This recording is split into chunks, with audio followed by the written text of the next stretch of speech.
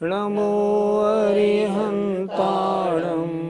नमो सिद्धाणं नमो आयर्याणं नमो वज्रायाणं नमो लोये सवसाहुणम्।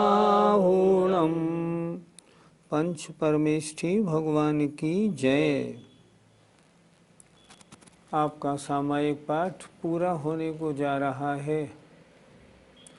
पिछले श्लोकों में आचार्य ने बताया समस्त विकल्पों को छोड़ो और अपनी आत्मा में लीन हो जाओ। अब आज श्लोक नंबर 29 में आचार्य अंतिम आदेश बोलो या शिक्षा के रूप में इसी तरह की कुछ बात हमसे कह रहे हैं। आइए ध्यान से सुनेंगे। सर्वं निराकृत्य विकल्पजालं संसारकान्तारनिपातहेतुं विविक्तमात्मानमवेक्ष्यमाणो निलीयसे त्वं परमात्मतत्त्वे। सर्वं समस्त, निराकृत्य हटा करके दूर करके, विकल्प जालम विकल्पों के जाल माने समूह को, संपूर्ण विकल्पों के जाल को दूर करके हटा करके। कैसा है ये विकल्प जाल? संसार रूपी कांतार माने वन में, निपात माने पतन का कारण है। अर्थात संसार रूपी जंगल में पतन के कारण विकल्प जाल को संपूर्ण रूप से हटा करके पहले अपने मस्तिष्क को विकल्प जालों से दूर करो। विकल्प जाल, राग द्वेष रूप परिणाम सब हट जाए। फिर क्या करें? विविक्तम एकमात्र, आत्मानम आत्मा को, अवीक्षमाणो देखते हुए। फिर क्या करो? अपने आत्मा को निरंतर देखने में लग जाओ। फिर देखें, एकमात्र आत्मा को देखते हुए तुम परमात्म तत्वे, परम आत्म तत्व में, अर्थात अपनी आत्मा की परम शुद्ध अवस्था में निलीयसे लीन रहो। सामायिक कहते हैं आत्मा के निकट रहना, आत्मा में लीन रहने का नाम सामायिक है। तो आचार्य अब 29 के बाद 2-3 कारिकाएं बची हैं। सामायिक पाठ का तो मैटर यहाँ पूरा हो जाता है। अंतिम आदेश क्या है उनका? उनका आदेश है सारे विकल्प जालों को छोड़ दो। क्यों छोड़ें? क्योंकि ये संसार में पतन के कारण है। इनमें लगे रहोगे तो संसार भ्रमण होता ही रहेगा। फिर क्या करें? अपनी आत्मा को देखो और परम शुद्ध आत्म स्वरूप में लीन हो जाओ। ये उनकी शिक्षा उपदेश है। देखें फिर एक बार, सर्वम समस्त विकल्प जाल को हटा करके। कैसा विकल्प जाल है? जो संसार रूपी वन माने जंगल में पतन का कारण है। अर्थात संसार रूपी वन में पतन के कारण संपूर्ण विकल्प जाल को हटा करके विविक्तम एकमात्र आत्मा को देखते हुए तुम परम आत्म तत्व में निलीयसे लीन रहो। इससे बढ़िया कोई काम ही नहीं है। सबसे अच्छा काम है सारे विकल्पों को छोड़ो, आत्मा में लीन हो जाओ।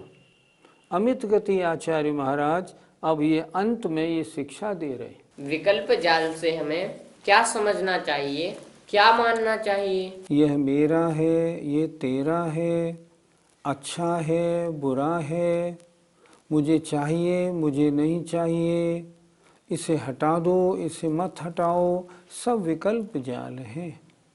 हम संसारी जीव इन विशेष विकल्प जाल में निरंतर पड़े हुए हैं और इन विकल्प जालों में राग, द्वेष, मोह, ममता सब सामने दिखाई पड़ती है। शरीर संबंधी विकल्प जाल बनाते हैं, वह मिथ्यात्व का प्रभाव है। मैं बूढ़ा हो गया, मैं बीमार हो गया, अब मेरा क्या होगा, अगले जन्म में कहाँ जाऊंगा, मेरी मृत्यु निकट आ रही है। ये सारे विकल्प जाल ये संसार में पतन के कारण हैं। क्या करें? इन सबको छोड़ दो। तुम तो आत्मस्वरूप हो।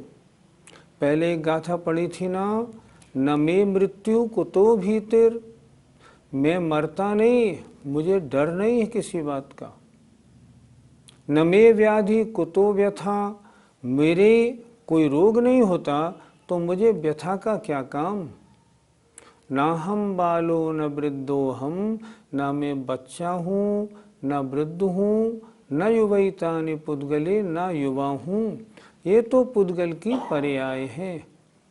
अगर इन सारे विकल्प जालों को, संसार की लीला, पुद्गल की महिमा अगर मान ले आदमी, तब एकदम सुखी सुख में डूब जाए। इसलिए विकल्प जाल का मतलब है तरह तरह के राग, द्वेष, मोह, ममता, क्रोध, मान, मेरा, तेरा, इन सारे विकल्पों को छोड़ना है। पंडित जी, ये विकल्प जाल संसार रूपी जंगल में कैसे गिराते हैं? संसार रूपी जंगल में गिराने का मतलब संसार भ्रमण के कारण। संसार भ्रमण का कारण दो कारणों से है, मिथ्यात्व और कषाय।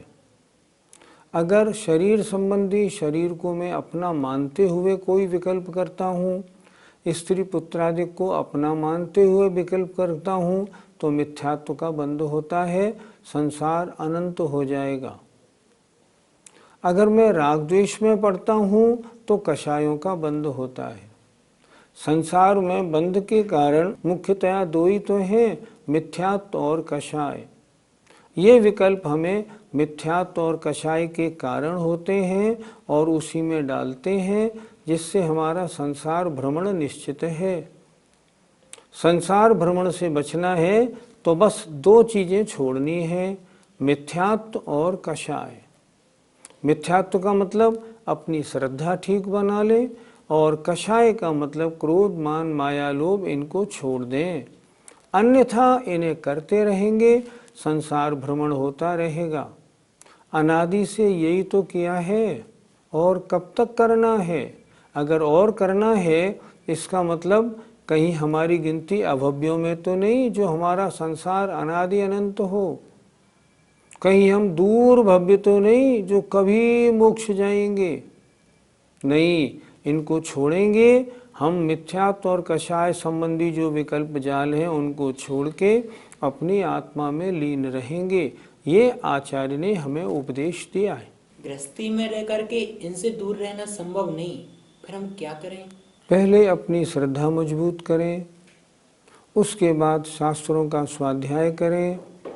शास्त्रों का स्वाध्याय करके निज और पर का भेद विज्ञान अपने में जगाएं। जब भेद विज्ञान स्पष्ट हो जाएगा और ये मालूम पड़ जाएगा मैं तो आत्मा ही हूँ, अन्य पदार्थों से मेरा कोई संबंध नहीं।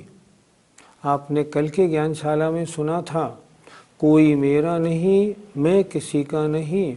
जब कोई मेरा नहीं, मैं किसी का नहीं, तो मैं इन संबंधी राग, द्वेष, मोह, ममता में क्यों पड़ूं?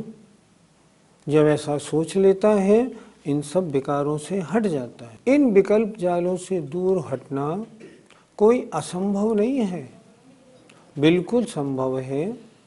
थोड़ा पुरुषार्थ करें, शास्त्रों का अध्ययन करें, अपनी बुद्धि के विकार को दूर करें, निश्चित रूप से विकल्प हटेंगे, हम निर्विकल्पता को प्राप्त होंगे। और फिर हम जब सामायिक करेंगे तो आत्म स्वरूप में डुबकी लगेगी। क्यों नहीं लगेगी? यदि हमने ऐसा नहीं किया और हम विकल्प जाल में पड़े रहे तो क्या होगा? आचार्य अगले श्लोक में बोलते हैं, स्वयं कृतं कर्म यदात्मना पुरा फलं तदीयं लभते शुभाशुभं परेण दत्तं यदि लभ्यते स्फुटं स्वयं कृतं कर्म निरर्थकं तदा। स्वयं अपने द्वारा कृतम किए गए जो कर्म, यत माने जो, आत्मा के द्वारा, पुरा माने पहले किए गए हैं। अर्थात आत्मा के द्वारा जो पहले स्वयं किए गए कर्म हैं। फिर एक बार देखें, आत्मा के द्वारा जो पहले स्वयं किए गए कर्म हैं, तदीयम फलम, उनका फल शुभ और अशुभ प्राप्त होता है। जो करेगा उसे प्राप्त होगा। फल कौन सा प्राप्त होगा? जो हमने पहले कर्म किए हैं उनके अनुसार। परेण दत्तम यदि लव्यते स्फुटम, यदि स्पष्ट रूप से अन्य के द्वारा दिया गया फल प्राप्त होता है। अन्य मत की मान्यता है ना, जो ऊपर वाला देता है हम तो उसको भोगते हैं, हमारे किए की कोई कीमत नहीं, वो तो ऊपर वाले की मर्जी से दुनिया चलती है। नहीं, ऐसा नहीं होता।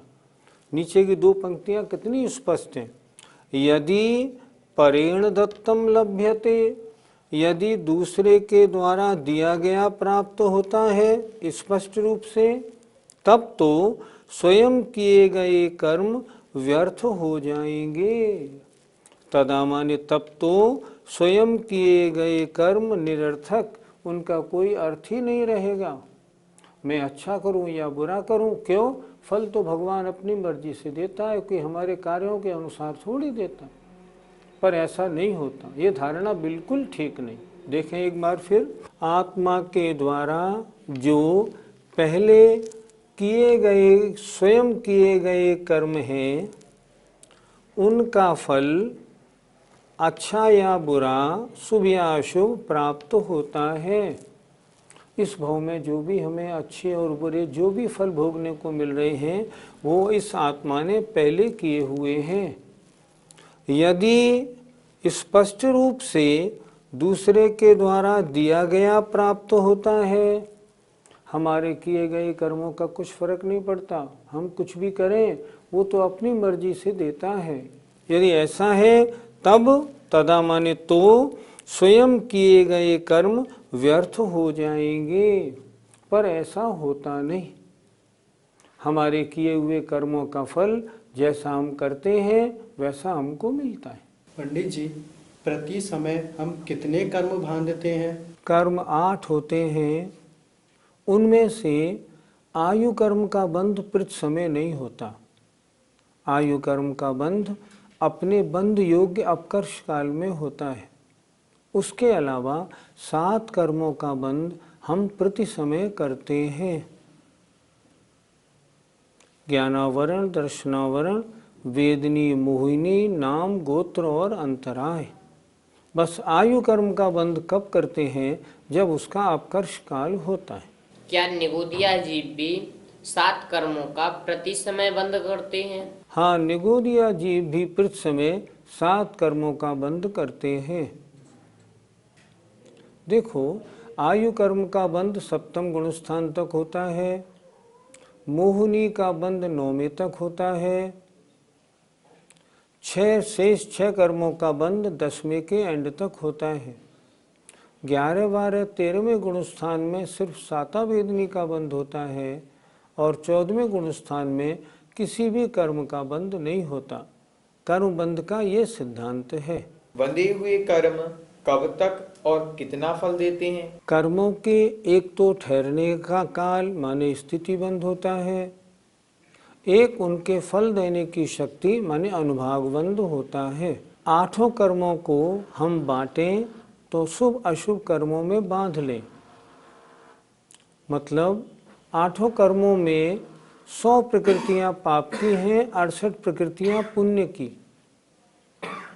अगर तीव्र कषाय है तो पाप कर्मों में अनुभाग ज़्यादा पड़ता है, पुण्य कर्मों में अनुभाग माने फल कम। और मंद कषाय है तो पुण्य कर्मों में अनुभाग ज़्यादा, पाप कर्मों में कम। रही बात ठहरने की, वे कर्म आत्मा में कितने समय तक टिकते हैं? इसका उत्तर है जैसे उनकी स्थिति बंधती है।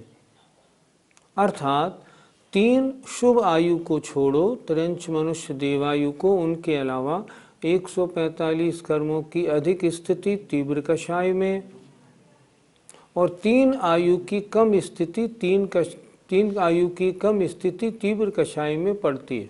मंद कषाय में 3 आयु की ज़्यादा स्थिति और 145 प्रकृतियों की स्थिति कम पड़ती है। जितनी स्थिति बनती है वे कर्म उतने समय तक आत्मा के साथ लगे रहते हैं। तो पंडित जी, बंधे हुए कर्मों का फल कब मिलता है? कर्मों की स्थिति के अनुसार एक उनका आबाधा काल होता है। आबाधा काल माने जिस समय में कर्मों का फल नहीं मिलता। तो एक आबाधा काल होता है, उसके गुजर जाने पर वो कर्म फिर जितने समय के लिए बंधा है उतने समय तक बराबर उदय में आता रहता है, अपना फल देता रहता है।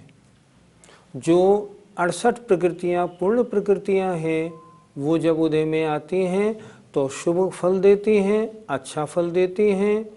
और जो पाप प्रकृतियाँ हैं वो जब उदय में आती हैं तो उनका फल संसार में दुख देने का कारण होता है।